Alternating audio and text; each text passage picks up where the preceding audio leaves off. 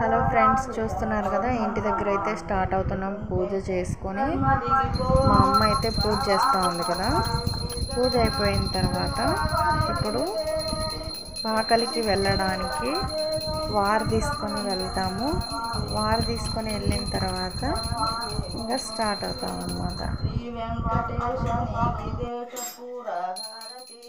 అందరాల సుందరంగ మంగళం విదే వందనం విదే శరణ శ్రీహరి తముక్కుల వెంకటేశ్వర పరాక్రమైన పరంధామ పాహి మురారే జయ శ్రీమద్రమారమణ గోవిందోహార్ జయ శ్రీమద్రమారమణ గోవిందోహార్ జయ శ్రీమద్రమారమణ గోవిందోహార్.